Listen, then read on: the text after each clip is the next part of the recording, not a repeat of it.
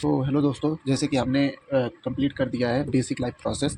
तो यह next lecture है उसके बाद वाला, जो कि इसमें हम लोग पढ़ेंगे levels of structural organisation and body system. तो हम लोग लेवल्स में अगर बात करें तो हमने आपको थोड़ा सा उसमें एक्सप्लेन कर दिया था। लेवल्स में अगर हम लोग देखें, levels of structural organization organization तो इसमें हमने पहले हल्का सा बात कर दिया था। इसमें पहले है सेल। कोई भी देखो, हमारा बॉडी बॉडी का स्मॉलेस्ट यूनिट होता है सेल। सेल जब कंबाइंड होकर होता है, जब जब ये सेल डिवीजन होता रहता है और होता रहता है, तो टिश्यू का फॉर्मेशन हो जाता है। टिश्यू का फॉर्मेशन हो जाता है, ठीक। तो ये टिश्यू बना, फिर यही टिश्यू जब मतलब फिर सेल देखो डिवाइड हो रहा है, टिश्यू का फॉर्मेशन हो रहा है। फिर एक समय आएगा वहाँ पे ऑर्गन बन जाएगा, ठीक। Formation of organs take place, ठीक। ऑर्गन बनेगा, फिर ऑर्गन जो है कई सारे ऑर्गन मिल करके क्या बनाएंगे, बॉडी सिस्टम बनाएंगे, ठीक। Body system. और फिर उसके बाद से बॉडी सिस्टम से फिर क्या बन जाएगा, बॉडी बन जाएगा, ठीक। अब देखो, मान लो ये सेल है, तो देखो मान लो तुम हार्ट का ले लो। अगर हार्ट में देख रहे हो तो उसका स्मॉलेस्ट, देखो हमारी बॉडी का हर पार्ट सेल से ही बना है, ये तो तुम्हें पता है। फिर देखो क्या नाम है, फिर मान लो ये स्किन ही है। अब ये स्किन है, मान लो इसको हल्का सा ऐसे काट दोगे, ठीक। तो देखो इसमें पहले नंबर तो सेल एकदम छोटा छोटा है ही। फिर लेकिन तुम काटोगे अगर ऐसे, तो इतना मान लो इतना पार्ट तुम काट रहे हो, तो इतना तुम पार्ट काट रहे हो, तो इसका मतलब इतना पूरा क्या है, टिश्यू है, ठीक। इसमें कई सारे सेल्स आ जाते हैं। यानी टिश्यू क्या होता है, ग्रुप ऑफ सेल, ठीक। Group of cell. और ये जो ऑर्गन होता है ये ग्रुप ऑफ टिश्यू होता है, ग्रुप ऑफ टिश्यू, ठीक। ग्रुप ऑफ टिश्यू हो गया। जैसे कि ऑर्गन्स के रूप में क्या, तुम्हारा हार्ट हो गया, तुम्हारा आँख हो गया, तुम्हारा जीभ हो गया, तुम्हारा दांत हो गया। तुम्हारी बॉडी का ऐसा कोई पार्ट, जैसे तुम्हारा किडनी हो गया, वो भी एक ऑर्गन है, ठीक। अब देखो कई सारे ऑर्गन मिल करके एक बॉडी सिस्टम बनाते हैं। अब बॉडी सिस्टम क्या होता है, जैसे कि देखो बॉडी सिस्टम वो होता है, जैसे कि मान लो तुम रिस्पायरेशन कर रहे हो, ठीक। तुम सांस ले रहे हो, तो तुम्हारा मतलब देखो इनहेल करने से ले करके, ठीक है, एक्सहेल करने तक का जो भी ऑर्गन्स इन्वॉल्व होता है उसी को बॉडी सिस्टम कहते हैं, ठीक। और जैसे मान लो अभी तुम ऑक्सीजन ले रहे हो, ठीक। फिर उसके बाद से ऑक्सीजन ले रहे हो तो वो रिस्पायरेटरी सिस्टम हो जाएगा, ठीक। फिर न्यूट्रिशन तुम ले रहे हो, फिर वह ब्लड में से जा करके वो सेल्स के पास जा रहा है, तो सर्कुलेटरी सिस्टम हो गया, यानी ब्लड के थ्रू ऑक्सीजन का या न्यूट्रिशंस का ट्रांसफ़र। तो ऐसे देखो, ऐसे हमारा बॉडी मिलके बना होता है। बस इसमें इतना ही है कि हमारा हमारा हमारा जो बॉडी है वो सेल से मिलकर बना हुआ होता है, और कई सारे सेल्स जब कंबाइन हो जाते हैं तो टिश्यू बन जाता है, जो कि ग्रुप ऑफ सेल होता है। फिर यही टिश्यू, फिर कई सारे टिश्यू मिल जाते हैं तो ऑर्गन बन जाता है। ऑर्गन्स मिल करके एक बॉडी सिस्टम बना लेते हैं, और बॉडी सिस्टम जब बन जाता है, कई सारे बॉडी सिस्टम मिल करके बॉडी बना देते हैं, ठीक। ये हो गया। अब देखो, अब देखो ये हो गया। तो अब हम लोग, अब नेक्स्ट क्या है, अब इसमें तुम्हें बस बना के लिखना है, ठीक है। एक्सप्लेन कर देना, सेल क्या होता है, टिश्यू क्या होता है, ऑर्गन क्या होता है, बॉडी सिस्टम क्या होता है, बॉडी क्या होता है। अब हमारा जो नेक्स्ट टॉपिक है, बॉडी सिस्टम, ठीक। ऑर्गन्स तुम्हें बॉडी के पते हैं, तुम ऐसे ही काउंट कर लोगे। तुम्हें बॉडी सिस्टम जानना है, ठीक। तो हम बताते हैं हमारे बॉडी में बॉडी सिस्टम, तो हम बता दें हमारे बॉडी में टोटल 10 सिस्टम होते हैं, 10 सिस्टम होता है, ठीक। 10 सिस्टम। अब कौन कौन से हैं वो, अब देखो, पहला आ गया, पहला क्या आ गया, पहला आ गया स्केलेटन सिस्टम, स्केलेटन सिस्टम। फिर क्या आ गया, मस्कुलर सिस्टम, मस्कुलर सिस्टम। फिर क्या आ गया, रिप्रोडक्शन सिस्टम, रिप्रोडक्टिव सिस्टम उसे कह सकते हो, रिप्रोडक्टिव सिस्टम। फिर क्या आ गया, नर्वस सिस्टम, नर्वस सिस्टम। फिर क्या हो गया, इम्यून सिस्टम, इम्यून या लिम्फेटिक सिस्टम, ठीक। ये हो गया। फिर तुम्हारा एक और क्या हो गया, देखो अभी 3 2 5 हुए, अभी 5 रह गया है, ठीक। अब देखो, एक सर्कुलेटरी सिस्टम हो जाएगा, सिस्टम। एक क्या हो जाएगा, digestive system, digestive system. Endocrine, endocrine, exocrine. और क्या, और क्या लिव हो गया, हाँ। और एक होता है इंटेग्यूमेट्री, ठीक। ये सिस्टम लगा लेना, ठीक। सिस्टम सिस्टम ये तुम्हें याद करना ही पड़ेगा। अब देखो काउंट करो कितना हुआ, 1 2 3 4 5 6 7 8 9 10, टोटल 10 सिस्टम हो गए।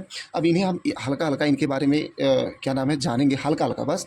तो देखो जो स्केलेटन सिस्टम है बस हल्का हल्का जानना है और तुम्हें इसके बारे में एक्सप्लेन कर देना है। वैसे 7 नंबर में क्वेश्चन आते हैं, अगर आना होगा आएगा 7 नंबर में, तो हम इसको हल्का हल्का एक्सप्लेन कर देंगे। देखो तुम्हें जाहिर सी बात है, तुम्हें इतना तो पता है कि मतलब हमारे बॉडी में हड्डियां हैं, ठीक। तो देखो हर जगह तुम्हारी बॉडी के हर जगह स्केलेटन्स प्रेजेंट है, ठीक।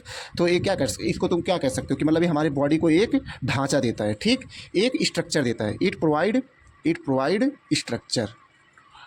स्ट्रक्चर, ठीक।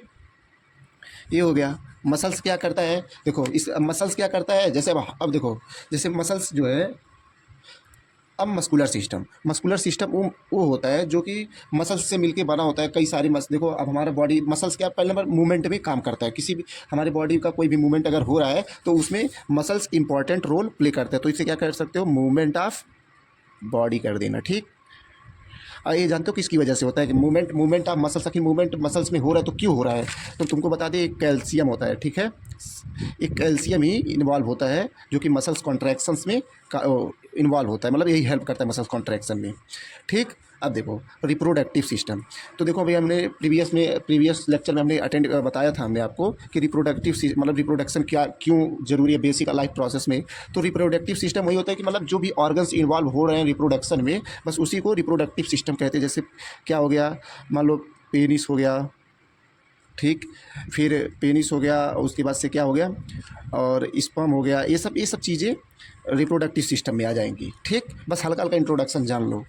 इम्यून सिस्टम या लिम्फेटिक सिस्टम मतलब क्या करते हैं, जो हमारी बॉडी में एंटीजन्स आते हैं, एंटीजन्स मतलब फॉरेन पार्टिकल, जैसे कि कोई बैक्टीरियाज वायरस आ गए तो उनके अपोज में या उनसे फाइट करने के लिए हमारा बॉडी रिस्पॉन्स करता है। और मतलब कुछ ऐसे सेल्स होते हैं हमारी बॉडी में जो कि मतलब उनसे फाइट करते हैं, ठीक है। तो उनका भी एक सिस्टमेटिक ढंग से मतलब वो पूरा अरेंज होता है, तो उसी को हम लोग क्या कहते हैं, इम्यून सिस्टम या लिम्फेटिक सिस्टम। अब देखो फाइट, इसको तुम लिख देना, फाइट अगेंस्ट फॉरेन पार्टिकल, ठीक, पार्टिकल।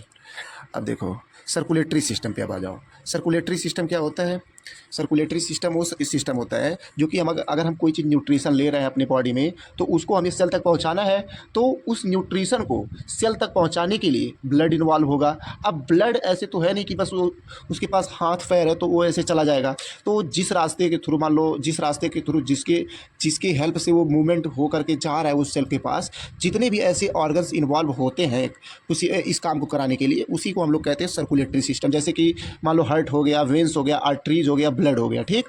ये सारे हो गए, ये सब मिल करके देखो हार्ट पंप करता है ब्लड। पहले देखो पहले कोई भी न्यूट्रिशन गया सेल से, जो आरबीसी होता है उससे बाइंड हो गया, आरबीसी से बाइंड हुआ, उसके बाद से वो क्या करेगा, ब्लड, अब तो ब्लड में मान लो चला गया न्यूट्रिशन। अब देखो उसको सेल तक पहुंचाना है तो अब ब्लड में तो पहुंच गया, ये ब्लड तो है ही ये, अब इसमें न्यूट्रिशन पहुंच गया। अब इसको पंप करने के लिए हर एक ऑर्गन के पास इसको पहुंचाने के लिए एक एनर्जी की रिक्वायरमेंट होगी। वह एनर्जी कौन प्रोवाइड करता है, हार्ट प्रोवाइड करता है, ठीक। यह हार्ट पंप करेगा, फिर ये आर्टरीज के थ्रू जाएंगी, ठीक। फिर वहाँ से वेस्टेज ऑफ मतलब डीऑक्सीजनेटेड ब्लड मान लो हुआ, वो वेंस के थ्रू बाहर आएंगी। तो इस तरह मतलब एक प्रोसेस है जो इन्वॉल्व होता है सर्कुलेटरी सिस्टम में। अब डाइजेस्टिव सिस्टम क्या होता है, अब मान लो तुम खाना खा रहे हो, ठीक।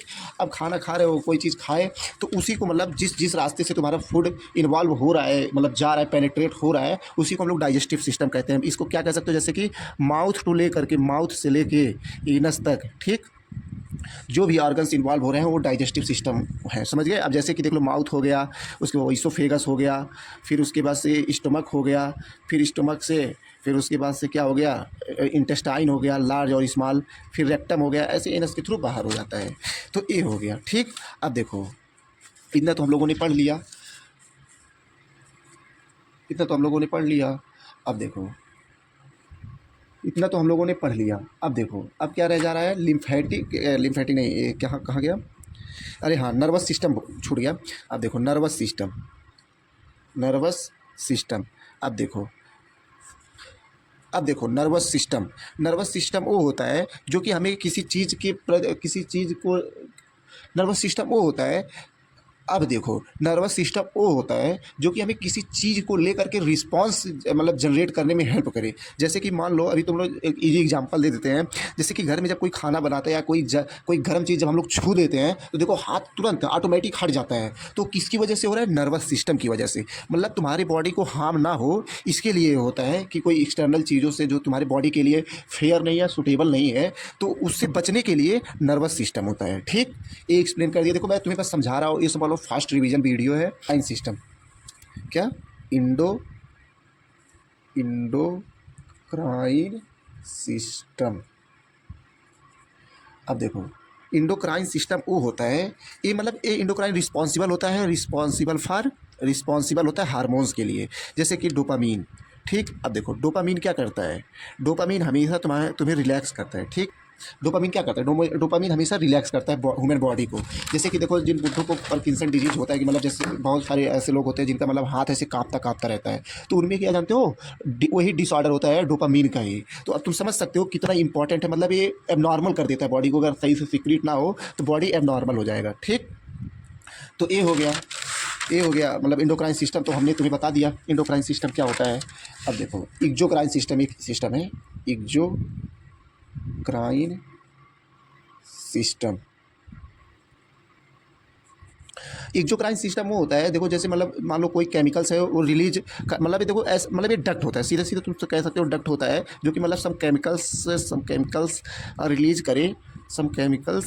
रिलीज करे।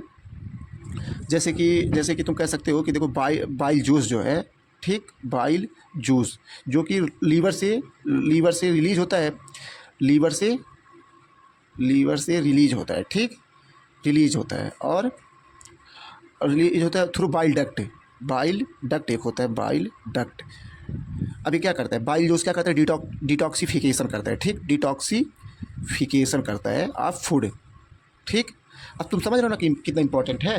तो बाइल डक्ट यही होता है कि जिसके थ्रू मतलब कुछ निकले, मतलब कुछ ऐसे सब्सटेंस निकले या मटेरियल निकले जो कि हमारे बॉडी में मतलब चाहे डाइजेशन हो चाहे और कोई फंक्शन हो उसमें इन्वॉल्व हो। या जैसे कि अभी एग्जांपल के रूप में देख लो, बाइल डक्ट जो है रिलीज करता है बाइल जूस, जो हम लोग खाते हैं हमारे पेट में जाता है, तो उसका डिटॉक्सिफिकेशन करता है कि मतलब टॉक्सिसिटी अगर थोड़ा बहुत उसमें रहे तो मतलब वो साफ कर देगा, उतना हार्म नहीं करने देगा हमारी बॉडी को। ठीक, अब ये हो गया। अब देखो इंटाग्यूमेट्री सिस्टम एक और सिस्टम है। इन अरे क्या कहा गया? Integumentary system.